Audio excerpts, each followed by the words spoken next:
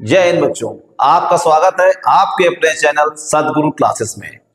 आज हम आपके लिए एक नई श्रृंखला लेके आए हैं। कक्षा 11 की गणित में पहला चैप्टर जो आपका है समुच्चय। तो आज हम लोग समुच्चय पर चर्चा करेंगे। ये जो समुच्चय आपका चैप्टर है ये बहुत ही महत्वपूर्ण चैप्टर है, क्योंकि इसका इंटर के साथ साथ 11 के साथ साथ इंटर में भी इसका बहुत महत्वपूर्ण स्थान है। कहां पर है? इससे पहले तो आप जब समुच्चय जब आप पढ़ेंगे तो इसका आपको उपयोग करने को मिलेगा संबंध और फलन में। संबंध और फलन आपके कक्षा 11 में भी है और कक्षा 12 में भी संबंध और फलन है। फिर कक्षा 11 की प्रायिकता में और कक्षा 12 की भी प्रायिकता में इसकी जरूरत आप लोगों को पड़ेगी। और हमें इसकी जो जरूरत है, आपको अनुक्रम और श्रेणी चैप्टर है कक्षा 11 में, वहां पर भी इसकी हमें आवश्यकता पड़ेगी। तो आप लोग हमारे चैनल का सपोर्ट कीजिए और सहयोग कीजिए। और आप लोगों को इसी तरह अभी कक्षा 11 की मैथ चालू हुई है, अभी फिजिक्स चालू होगी और आपको हाई स्कूल के गणित के चैप्टर इसमें आपको मिलेंगे। धीरे धीरे हम लोग आपके सहयोग के साथ आगे बढ़ेंगे। चलिए अब स्टार्ट करते हैं समुच्चय को। तो समुच्चय को अंग्रेजी में हम सेट्स कहते हैं।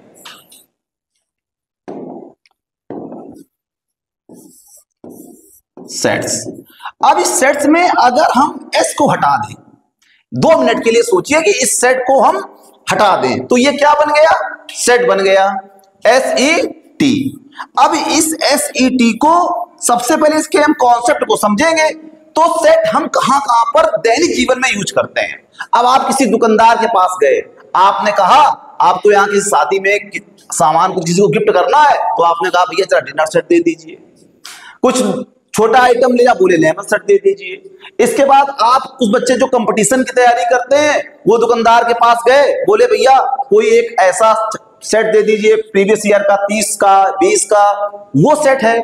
और हम कहाँ का यूज करते हैं? जैसे कुछ लोग व्यापार स्टार्ट करते अपना है, तो कहते हैं हमारा व्यापार अगर सेट हो जाए तो हमारा काम बन जाए। तो वहां पर भी सेट का क्या होता है? यूज होता है। तो सेट की संकल्पना क्या है? पहले सेट का जो जर्मन के गणितज्ञ थे जॉर्ज कैंटर, इन्होंने सबसे पहले इसकी क्या दी? संकल्पना दी। अब चलिए हम स्टार्ट करते हैं समुच्चय की परिभाषा से। तो समुच्चय की परिभाषा क्या है हमारी?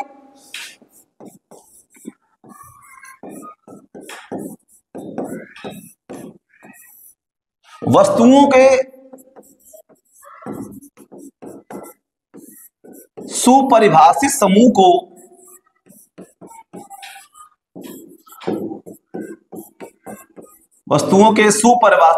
को समूह या संग्रह को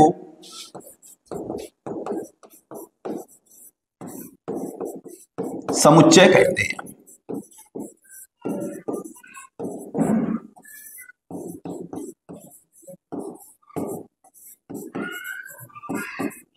हमने क्या बताया? वस्तुओं के सुपरिभाषित समूह या संग्रह को समुच्चय कहते हैं या सेट कहते हैं। तो यहां पर जो सुपरिभाषित शब्द है, यहां का सुपरिभाषित का मतलब क्या हुआ भाई? संग्रह का मतलब समझ गए लोग, इकट्ठा करना। संग्रह का मतलब क्या हुआ भाई? जो संग्रह शब्द है, समूह या संग्रह, संग्रह का मतलब क्या होता है? इकट्ठा करना। हम बहुत सारी चीजें, 2 या 2 से चीजें क्या करते हैं? इकट्ठा करते हैं, संचय मतलब चुनते हैं। अब यहां पर सुपरिभाषित शब्द का मतलब क्या हुआ? कि वस्तुओं के सुपरिभाषित समूह को सेट कहते हैं। सुपरिभाषित का मतलब हुआ कि यहां पर कोई जो बात है, यहां पर जैसे कोई भी हम सेंटेंस कह रहे हैं, वो मनुष्य टू मनुष्य, मतलब आदमी टू आदमी, मनुष्य टू मनुष्य क्या होना चाहिए? फेल नहीं होना चाहिए। मतलब कहने का मतलब वो सत्यता होनी चाहिए। 2 4 5 लोग जो बात कर रहे हैं उन बातों में अगर कोई हम सेंटेंस लिख दें, जैसे हम लिख दें भैया भारत के 5 सर्वश्रेष्ठ अभिनेताओं के नाम बताइए। भारत के अभिनेता, एक्टर 5। अब यहां पर जब आप बात करेंगे, हमने कुछ 5 नाम अलग बताएंगे। अब आप अपने पापा दादा से पूछोगे, बाबा से पूछोगे, तो वो 5 एक्टरों के नाम अलग बताएंगे। आप के जो होंगे 5 वो अलग होंगे। आपके कोई साथी होगा, उसके जो 5 एक्टर होंगे क्या होंगे, वो दूसरे होंगे। तो ये जो हमारी सुपरिभाषित चीज है वो यहां पर क्या हो जाएगी, फेल हो जाएगी। भाई किसी ने बता दिया कि भैया ए और फिर डी और ई और एफ और जी ये अभिनेता है, सर्वश्रेष्ठ 5 अभिनेता। और आपके मित्र ने कहा नहीं नहीं, सबसे नंबर 1 पर हम भैया जी को रखेंगे। और फिर कहा एक भैया एच नाम के अभिनेता है, वो सर्वश्रेष्ठ अभिनेता है। तो यहां पर क्या हो जाएगा कि जो हमारी बात है वहां क्या हो जाती है, फेल हो जाती है। तो वो सेंटेंस हमारा सुपरिभाषित नहीं हो पाया। हमने चीजें इकट्ठा की मगर वो क्या हो गया, सुपरिभाषित नहीं हो पाया। एक व्यक्ति का दूसरा मत है, दूसरे व्यक्ति का दूसरा मत है, तो वो चीज हमारी क्या हो गई, सुपरिभाषित नहीं हो गई है। तो सुपरिभाषित कैसे होंगे, जैसे आपसे किसी ने पूछ दिया अंग्रेजी वर्णमाला के स्वरों का समूह, अंग्रेजी वर्णमाला के स्वरों का समूह। अब क्लास में जितने भी बच्चे हों, एक हमने भी आपसे क्या कहा था कि भारत के सर्वश्रेष्ठ 5 अभिनेता बताइए, सबसे पसंदीदा अभिनेता। तो वहां पर पूरी क्लास में अगर 10 बच्चे या 20 बच्चे हैं तो उनके मत क्या हो सकते हैं, अलग अलग हो सकते हैं। मगर आप अंग्रेजी वर्णमाला के स्वरों के समूह की हम बात करेंगे तो वहां सबका आंसर क्या आएगा, यही तो आएगा भैया, ए ई आई ओ यू। वहां पर कोई दूसरा बच्चा इसके अलावा कोई आंसर नहीं बता पाएगा। अगर बताएगा आंसर तो उसका आंसर क्या होगा, गलत होगा। तो ये हमारा क्या है, ये हमारा जो कथन है ये हमारा समुच्चय है। तो ये समुच्चय है, सेट है। तो ये हमारी सुपरिभाषित का। और कोई दूसरा ले ले, हम ले ले 10 से छोटी, क्लास में किसी टीचर जी सर जी आए मैथ के, तो बोले 10 से छोटी प्राकृतिक संख्याएं बता दो भैया। 10 से छोटी प्राकृतिक संख्याओं का समूह है, 10 से छोटी प्राकृतिक संख्या। अब क्या आंसर आएगा हर बच्चे का, 1 2 3 4 5 6 7 8 और 9। 10 से छोटी है, 10 नहीं है, 10 से छोटी। तो ये क्या कहलाएंगी, ये कहलाएंगी हमारे 10 से छोटी प्राकृतिक संख्याएं ही होंगी। तो ये जो हमारा सेंटेंस है ये हमारा क्या है भैया, समुच्चय है। तो हमें लगता है आप समझ गए होंगे कि सुपरिभाषित मतलब का किस, सुपरिभाषित का मतलब क्या हुआ। सुपरिभाषित का मतलब यहां पर कोई, जहां पर कोई चीज अकॉर्डिंग टू मी ना आए, मतलब हमारे मत, हमारा जो मत है वो दूसरे के पास जब जाए तो वो भी मत सत्य हो, फिर तीसरे के पास जाए तब भी वो बात सत्य हो, फिर ऐसे सैकड़ों लोगों के पास वो जो बात जाए वो क्या हो, सत्य हो। तो वो हमारा जो संग्रह होगा वो क्या हो जाएगा, सुपरिभाषित हो जाएगा, जिसे हम सेट के नाम से जानते हैं। अब चलिए हम जरा समुच्चय का निरूपण करते हैं कि इसको हम संकेतन कैसे देते। अब समुच्चय जो होता है, जैसे हमने भी आपको लिखा था कि 10 से छोटी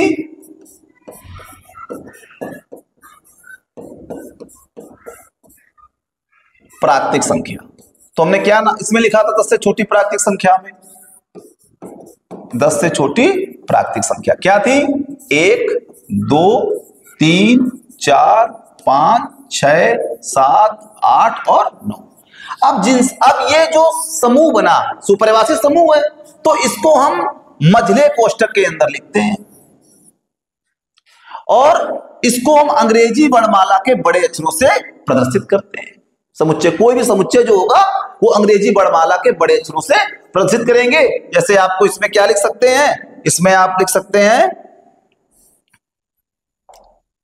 1 2 3 4 5 6 7 8 और 9, पहले कोष्ठक के अंदर बंद कर दिया। अब ये क्या है, ये ए जो है ये समुच्चय को बताता है, और ये जो 1 3 4 5 6 7 8 क्या है, ये समुच्चय के मेंबर हैं, समुच्चय के सदस्य हैं। तो इनको हम क्या बोलते हैं, ये हमारे जो भी 1 2 3 4 5 6 7 हैं, ये समुच्चय के अवयव हैं, समुच्चय के अवयव हैं, या इनको कह सकते हैं समुच्चय के भाई सदस्य हैं। कोई कहता सदस्य हैं, कोई कहता मेंबर हैं, ये आप लोग अपनी अपनी भाषा में मेंबर कहता है, कोई अवयव कहता है। अब जिनसे मिलकर समुच्चय बनता है तो वो क्या होते हैं, समुच्चय के सदस्य होते हैं, और पूरे समुच्चय को अंग्रेजी वर्णमाला के बड़े अक्षरों से प्रदर्शित करते हैं। अभी दूसरा एग्जाम्पल इसको बी बराबर ले लिया, हमने क्या बताया था, अंग्रेजी वर्णमाला के स्वरों का समुच्चय, तो ए ई आई ओ यू, इसको मध्य कोष्ठक, ये क्या है, ये हमारा बी हो गया, ए ई आई ओ यू। तो ये हमारे क्या हो गए, ये हमारे अंग्रेजी वर्णमाला के जो मेंबर होते समुच्चय के हैं, उन्हें अंग्रेजी वर्णमाला के छोटे अक्षरों से क्या करते हैं, प्रदर्शित करते हैं, और जो ये आपका है इसे हम बड़े अक्षरों से प्रदर्शित करते हैं। चलिए अब थोड़ी अपनी चर्चा को आगे बढ़ाते हैं। आगे है कि अब एक आपने ग्रीक शब्द सुना होगा, एक होगा ई होता है ये, फाई बिलोंग्स टू, और एक होता है नॉट बिलोंग्स टू। अब इसका मतलब क्या है, अब जैसे आप कहीं घूमने गए, मान लीजिए कहीं बाहर गए आपने, और किसी ने आपसे पूछा भैया आप कहां से बिलोंग करते हैं, तो आप क्या बताते हैं, भैया I am belongs to India, अगर आप इंडिया के बाहर गए हैं। अगर कहीं दूसरे प्रदेश में गए हैं, तो आपसे बंबई गए, तो आपसे पूछा भैया आप कहां से बिलोंग करते हैं, तो आपने कहा आई am belongs to Uttar Pradesh. अगर आप अपने जिले से कहीं बाहर गए हैं, तो आपसे किसी ने पूछा भैया आप कहां से बिलोंग करते हैं, तो आप बता दो भैया I am belongs to Kanpur. अपने जिले का नाम कानपुर ले सकते हैं, औरैया, कन्नौज, कहीं का भी नाम ले सकते हैं। तो बिलोंग्स टू का मतलब क्या हुआ, मतलब संबंधित होना, मतलब संबंधित है। बिलोंग्स टू का मतलब क्या हो गया कि भैया संबंधित है, और इसका मतलब संबंधित नहीं है, संबंधित नहीं है, संबंधित है और संबंधित नहीं है। अब इसे आपके सामने कोई एक चीज आ गई, ए बराबर ए ई आई ओ और यू। अब किसी ने आपसे पूछ दिया कि भैया ए बिलोंग्स टू ए,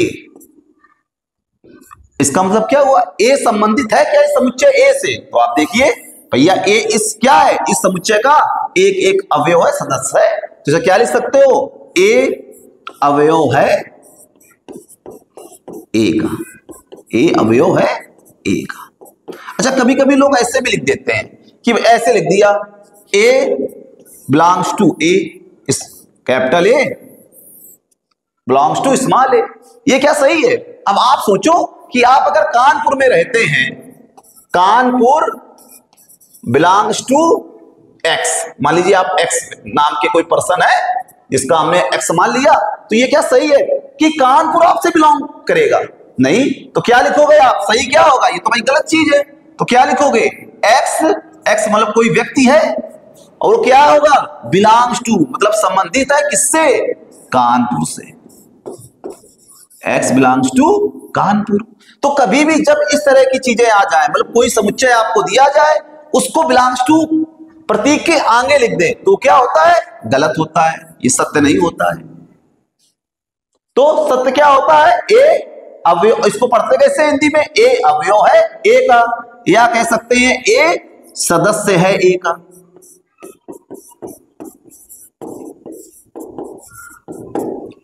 अब कहीं पर आपके सामने यहां पर हम दे दें आपको, यहां पर हम दे दें एम, एम बिलोंग्स टू ए, बोले सही है, बोले नहीं, एम तो आपने देखा एम बिलोंग्स टू ए है क्या इस समुच्चय में, तो आपने देखा इस समुच्चय में एम तो कहीं हमको दिख नहीं रहा है, तो आप क्या लिखोगे फिर, ये तो भाई गलत है, आप गलत बोल रहे हो, फॉल्स है। तो सही क्या है, एम नॉट बिलोंग्स टू ए, इसे बोलते हैं बिलोंग्स टू, इसे बोलते हैं बिलोंग्स टू, इसे बोलते हैं नॉट बिलोंग्स टू। मतलब ए एम, एम संबंधित नहीं है ए से, एम संबंधित नहीं है ए से। और कैसे लिख सकते हैं, यह लिख सकते हैं एम सदस्य नहीं है ए का। अब कोई हम दूसरा सेट ले लेते हैं, कोई समुच्चय ले लेते हैं,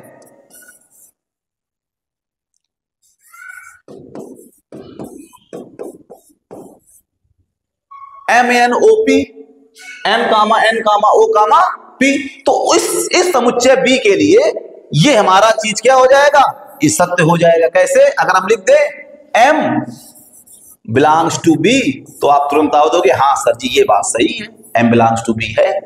एम क्या है? एम बी से क्या कर रहा है भाई? बिलोंग कर रहा है, क्योंकि एम क्या है? सदस्य है बी का। तो हमें लगता है आप बिलोंग्स टू और नॉट बिलोंग्स टू का मतलब समझ गए होंगे। इस पर एक दो भाई सवाल कर लेते हैं भैया। अगर आपसे किसी ने कह दिया ए बराबर 1 2 3 4 5 6 7 8 और 9, और यहां पर किसी ने हमने एक दो कुछ सवाल दे दिए, यहां लिख दिया 5 और यहां पर लिख दिया ए, यहां पर लिख दिया सेकंड सवाल है आपका, यहां पर लिख दिया 10, यहां पर लिख दिया ए, यहां पर हमने तीसरा सवाल लिख दिया, यहां पर लिख दिया हमने 7 और यहां पर लिख दिया ए, यहां पर हमने लिख दिया 4 नंबर आपका, यहां पर हमने लिख दिया 11, यहां पर लिख दिया ए, यहां पर लिख दिया हमने 15 और यहां पर लिख दिया ए, यहां पर हमने लिख दिया 12, यहां पर लिख दिया ए, यहां पर लिख दिया हमने 6, यहां पर लिख दिया ए। और यहां पर सवाल आपको दे देगा कि भैया यहां पर क्या लिखिए? बिलोंग्स टू और नॉट बिलोंग्स टू भरिए। कहने का मतलब ये जो आगे वाला मेंबर है उस समुच्चय ए से संबंधित है कि नहीं है। अब देखिए आपको पहले दिया गया है 5 या 5, अब 5 बिलोंग्स टू ए है कि नहीं है। अब यहां पर देखिए belongs to not belongs to आपका भरा जाएगा। तो यहां पर आपने देखा इस समुच्चय में 5 दिया गया है, तो यहां पर क्या आएगा? Belongs to. 10 है इस समुच्चय में, देखिए 10 कहीं इसका मेंबर है नहीं, 10 है तो क्या लिख दोगे? मेंबर नहीं है मतलब नॉट। मैथमेटिकल रूप में कैसे लिखोगे? Not belongs to. 7 है तो बिलोंग्स टू। 11 है, 11 नहीं है तो भैया नॉट बिलोंग्स टू। फिर 15 है, नहीं है तो नॉट बिलोंग्स टू। 12 है, नहीं है नॉट बिलोंग्स टू। 6 है तो बिलोंग्स टू। तो हमें समझ बच्चों आपको ये समझ में आ गया होगा कि भैया ये बिलोंग्स टू और नॉट बिलोंग्स टू का खेल क्या है, कैसे चल रहा है ये। अब हम चलते हैं थोड़ा आगे और करते हैं समुच्चय निरूपण की विधियां। समुच्चय का निरूपण कैसे करते हैं?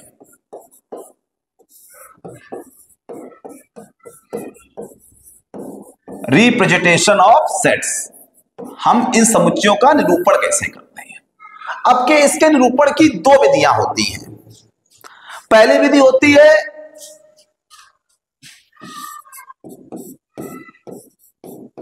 प्रतीकात्मक या समुच्चय निर्माण विधि। समुच्चय निर्माण विधि, प्रतीकात्मक या समुच्चय निर्माण विधि। अब यहां पर चीजों को कैसे लिखते हैं? जैसे किसी ने आपसे कह दिया कि भैया 5 से बड़ी किंतु 10 से छोटी प्राकृतिक संख्याएं लिखिए। छोटी प्राकृतिक संख्या लिखो, प्राकृतिक संख्या लिखो। पहला उदाहरण के द्वारा समझने की कोशिश की प्रतिदाता ने काम कैसे करते। अब इसको हम क्या लिखते हैं? इसको मजले कोष्ठक से लिखते हैं। इसको समुच्चय हमने ए मान लिया। अब हम क्या लिखेंगे? x such that x। अब ये हमने 2 बिंदी जो रखी हैं इनको क्या बोले हमें? Such that. पहले इसको समझ लेते हैं ये है क्या। इंग्लिश में बोलते हैं सच दैट। ऐसे भी कहीं कहीं आपको किताबों में लाइन खिंची होगी ऐसे, x सच दैट x, मतलब x इस प्रकार है कि, x इस प्रकार है कि। इस सच दैट का मतलब क्या हुआ? x इस प्रकार है कि x का एक गुण होता है। x सच दैट x एक प्राकृतिक संख्या है। इसने कहा कि भैया x सच दैट एक x क्या है? एक प्राकृतिक संख्या है। अब प्राकृतिक संख्या तो है मगर उसने एक x का गुण बता दिया कि x एक क्या है? प्राकृतिक संख्या है। कैसी है? 5 से बड़ी है किंतु 10 से छोटी है। तो जो x है उसका मान क्या है भैया? 5 से बड़ा है किंतु 10 से छोटा है। चलिए ये हमारा किस विधि में लिख गया? प्रतीकात्मक या समुच्चय निर्माण विधि में लिख गया। अब किसी ने कह दिया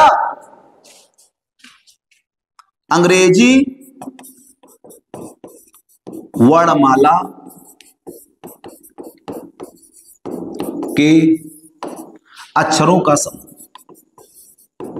अंग्रेजी वर्णमाला के अक्षरों का, अंग्रेजी वर्णमाला के अक्षरों का समूह।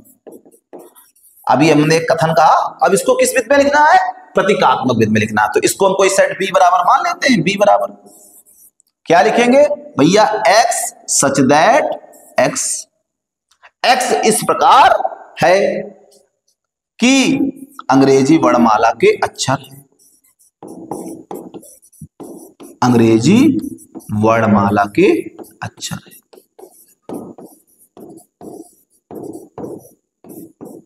अंग्रेजी वर्णमाला के क्या है? अंग्रेजी वर्णमाला के अक्षर है। चलिए और एक दो एग्जांपल देखते हैं। किसी ने कह दिया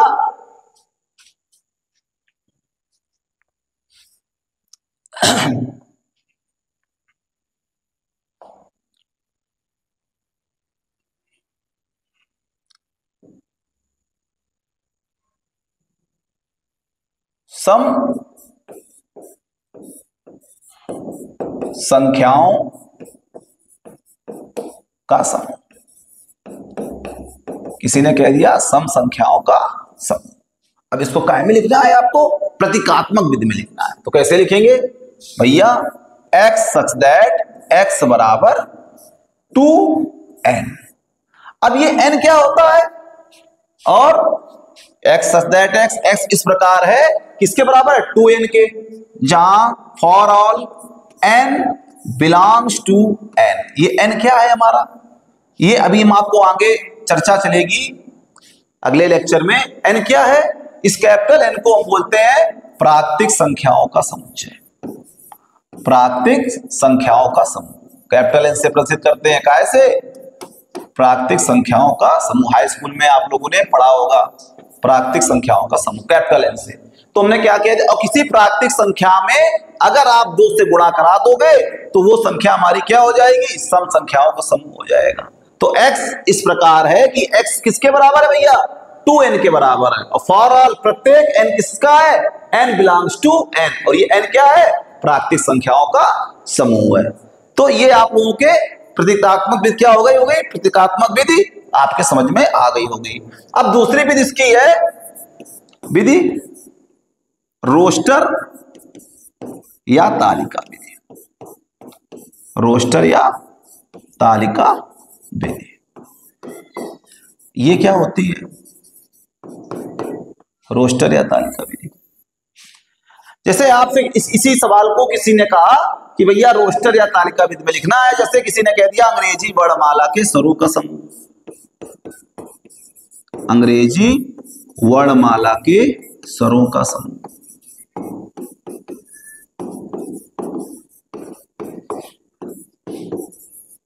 अंग्रेजी वर्णमाला के स्वरों का समूह। अब जो अंग्रेजी की वर्णमाला क्या होते हैं? हमने इसको सेट ए माना। ए बराबर तो कौन कौन से होते हैं स्वर? ए कामा ई कामा आई कामा ओ कामा यू। ये हमारे अंग्रेजी वर्णमाला। हम इसे क्या लिखते हैं? मझले कोष्टक के अंदर लिख देते हैं। इसको धनु कोष्टक भी कहते हैं, धनु कोष्टक। और जो भी सदस्य हम उसके अंदर लिखते हैं उनके बीच हल्का सा हम ये चिन्ह लगा देते हैं, जिससे हमें दोनों अवयव जो हैं उनका अलग अलग पृथक हमें को दिखाई पड़े। और ये समुच्चय जो होता है उसका एक नाम कुलक भी होता है। कुलक होता है इसका एक नाम। प्राचीन काल में नहीं, अभी आप लोग कहीं आते हैं भैया अपने कुल बताओ कौन से कुल के हो, है ना? तो उसको हम कुलक भी समुच्चय को कहते हैं। चलिए और थोड़ा एग्जांपल देखते हैं। किसी ने कह दिया भैया सम अभाज्य संख्याओं का समूह। क्या कह दिया भैया? सम अभाज्य संख्याओं का समूह। किस विधि में लिखना है आपको? इसको आपको रोस्टर विधि में लिखना है। रोस्टर या तालिका विधि में लिखना है। तो क्या लिखोगे भैया? ए बराबर हमने लिख दिया 2, केवल 2। ये हमारी कौन सी विधि है? रोस्टर विधि हो गई। चलिए और एक दो एग्जांपल आगे देखते हैं। किसी ने कह दिया 10 से छोटी विषम संख्याओं का समूह, विषम संख्याओं का समूह, 10 से छोटी विषम संख्याओं का समूह। अब 10 से छोटी विषम संख्याएं कौन सी आएंगी, इसको समुच्चय बी मान लेते हैं। क्या आएंगे भैया 10 से छोटी? 1, फिर 3, फिर 5, फिर 7, फिर 9, यही तो होती है। 10 आएगा? 10 क्यों नहीं आएगा? क्योंकि 10 हमारी सम संख्या है। तो कह रहा है 10 से छोटी और हमारी क्या है, विषम संख्याओं का समूह कह दिया। तो हमने इसको रोस्टर विद में इस प्रकार से क्या कर दिया, प्रदर्शित कर दिया। चलिए एक और एग्जांपल लेते हैं। किसी ने कह दिया C बराबर मान लिया, पहले हम कोई एग्जांपल और ले लेते हैं कि 5 से छोटी, 5 से छोटी किंतु 7 से बड़ी, 7 से बड़ी प्राकृतिक संख्या।